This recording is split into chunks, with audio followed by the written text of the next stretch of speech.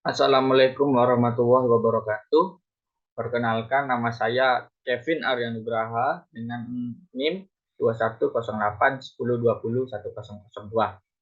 Di sini saya akan menjelaskan mata kuliah Manajemen Keuangan Lanjutan dengan dosen pengampu Bapak Marmono Singgi dengan materi yaitu merger. Untuk yang pertama yaitu definisi merger.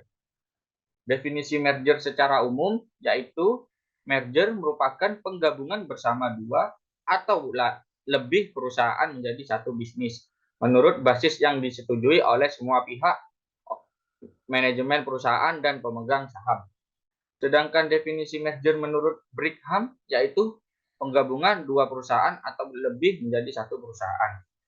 Selanjutnya yaitu definisi merger menurut Peraturan Pemerintah Republik Indonesia Nomor 27 Tahun 1988, yaitu merger sebagai perbuatan hukum yang dilakukan oleh dua perseroan atau lebih untuk menggabungkan diri dengan perseroan lain yang telah ada dan selanjutnya perseroan yang menggabungkan diri menjadi bubar.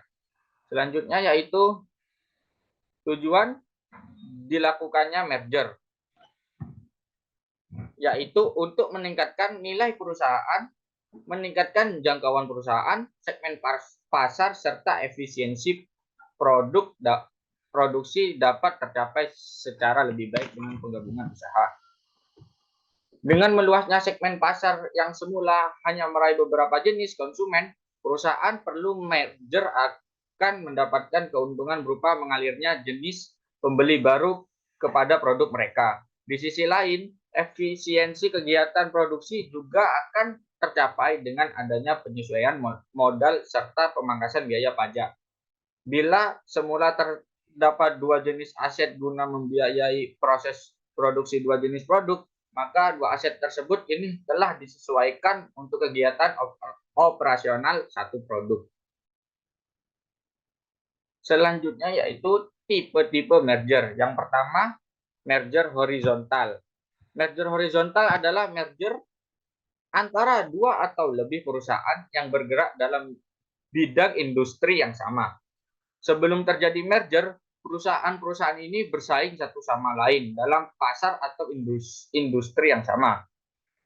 Salah satu tujuan utama merger dan akuisisi horizontal adalah untuk mengurangi persaingan atau untuk meningkatkan efisiensi melalui penggabungan aktivitas produksi, pemasaran, dan distribusi, riset, dan pengembangan, serta fasilitas administrasi. Yang kedua yaitu merger vertikal.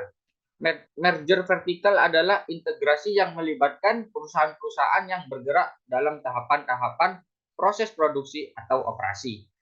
Merger tipe ini dilakukan jika perusahaan yang berada pada industri hulu memasuki industri hilir atau sebaliknya. Merger vertikal dilakukan oleh perusahaan-perusahaan yang bermaksud untuk mengintegrasikan usahanya terhadap pemasok atau pengguna produk dalam rangka stabilisasi pasokan dan penggunaan. Selanjutnya yaitu merger konglomerat. Merger konglomerat adalah merger dua atau lebih perusahaan yang masing-masing bergerak dalam industri yang tidak terkait.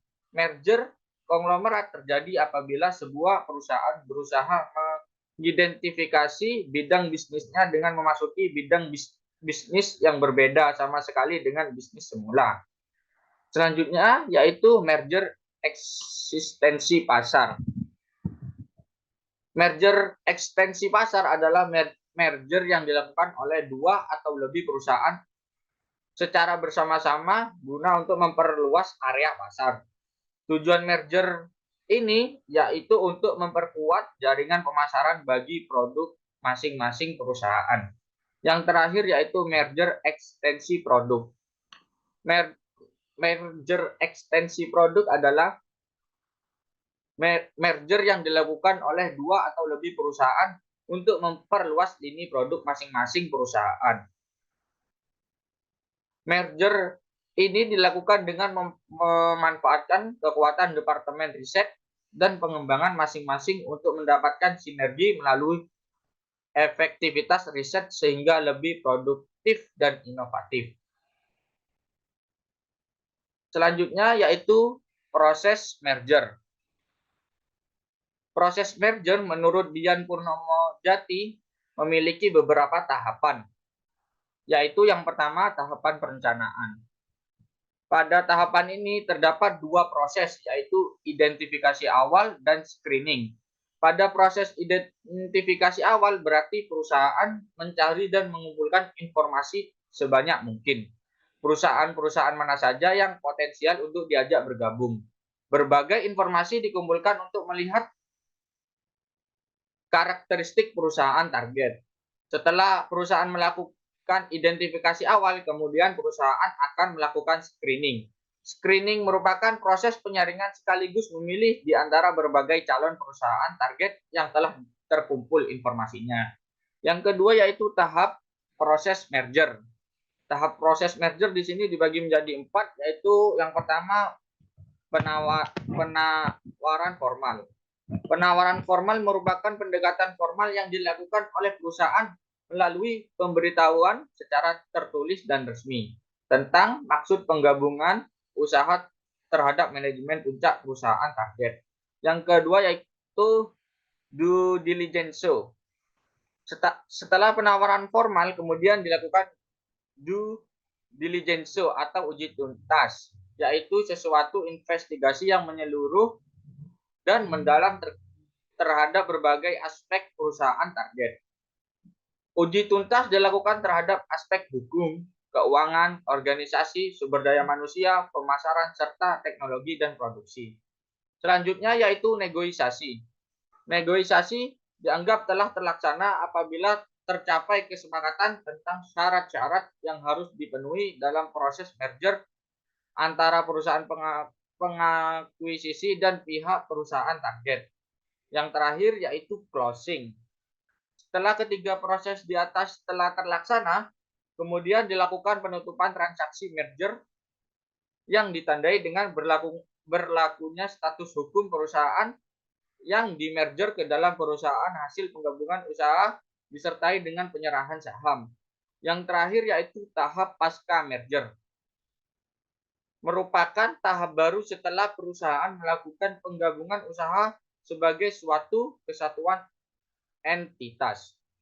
Sekian penjelasan dari saya. Terima kasih. Wassalamualaikum warahmatullahi wabarakatuh.